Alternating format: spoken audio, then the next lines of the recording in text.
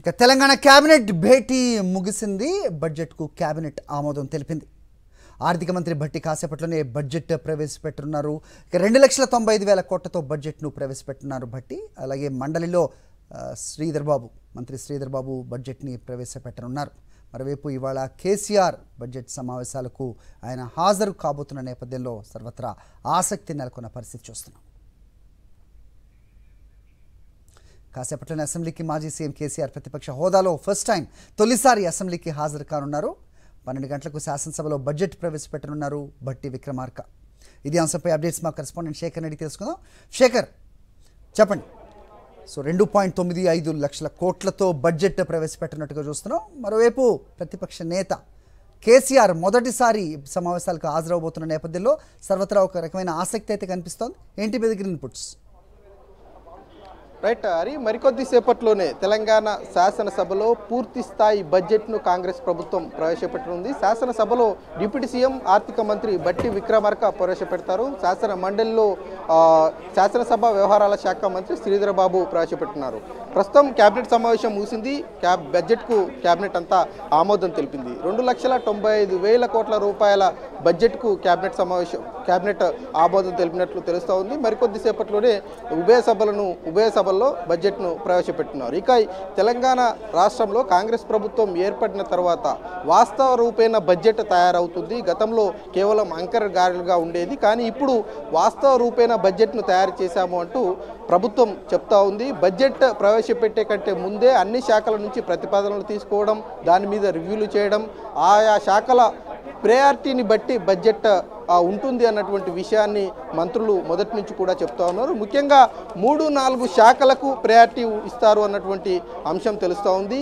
విద్యుత్తు, వ్యవసాయ శాఖ, అట్లాగే ఎడ్యుకేషన్కి సంబంధించినటువంటి ఈ 3 శాఖల కేటాయింపులు చాలా ఎక్కువగా ఉంటాయన్నటువంటి అంశం అయితే అధికారులు చెప్తా ఉన్నారు. అట్లాగే మంత్రులు కూడా చెప్తా ఉన్నారు. సంక్షేమానికి పెద్దపీట వేసే విధంగా బడ్జెట్ ఉంటుంది అన్నటువంటి అంశంగానే ముందుకు వెళ్తూ ఉందని చెప్పుకోవాలి. 6 గ్యారంటీల అమలుకు సంబంధించినటువంటి విషయాన్ని దృష్టిలో పెట్టుకోవడము ఒక అంశము అయితే, దాంతోపాటు ఈ 6 గ్యారంటీల్లో భాగమైనటువంటి రుణమాఫీ విషయం కావచ్చు, రైతు భరోసాకు సంబంధించినటువంటి విషయం చాలా ప్రయారిటీగా రాష్ట్ర ప్రభుత్వం ప్రతిష్టాత్మకంగా తీసుకుంది. కాబట్టి దానికి సంబంధించినటువంటి కేటాయింపులు కూడా ఎక్కువగానే ఉండేటువంటి అవకాశాలు ఉన్నాయి. అదేవిధంగా కాంగ్రెస్ పార్టీలో ఇప్పటి వరకు ప్రభుత్వంలో 11 మంది మంత్రులు ఉన్నారు. ఆయా శాఖలకు సంబంధించినటువంటి విషయంలో మా శాఖకు సంబంధించినటువంటి ప్రయారిటీ ఖచ్చితంగా ప్రభుత్వం తీసుకోవాలి. గతంలో ఉన్న మాదిరిగా 1-2 శాఖలకే ప్రయారిటీ ఇచ్చే విధంగా కావచ్చు, లేదంటే ప్రభుత్వంలో కీలకంగా వ్యవహరిస్తున్నటువంటి ఒకరిద్దరికి మాత్రమే ప్రయారిటీగా నిధులు కేటాయింపు అన్నది ఉండకూడదు అన్నట్లుగానే నిన్నటి వరకు చర్చలు జరిగినటువంటి నేపథ్యంలో అన్ని శాఖలకు ప్రాధాన్యత ఇస్తూ బడ్జెట్ కేటాయింపులు ఉంటాయన్నటువంటి చర్చ కూడా చాలా బలంగా వినిపిస్తూ ఉంది. అదేవిధంగా కేంద్రం నుంచి చాలా వరకు నిధులు వస్తాయని ఆశించింది. 40,000 కోట్ల వరకు రాబడులు గ్రాంట్ల రూపంలో కావచ్చు, నిధుల రూపంలో వస్తాయని ఆశించినప్పటికీ 0 బడ్జెట్ వచ్చింది అన్నటువంటి అంశానికి నిర్ణయానికి రాష్ట్ర ప్రభుత్వం వచ్చింది. కాబట్టి అంకెలకు సంబంధించినటువంటి విషయంలో తారుమారయ్యేటువంటి అవకాశాలు ఉంటాయన్నటువంటి చర్చ కూడా చాలా బలంగా వినిపిస్తుంది.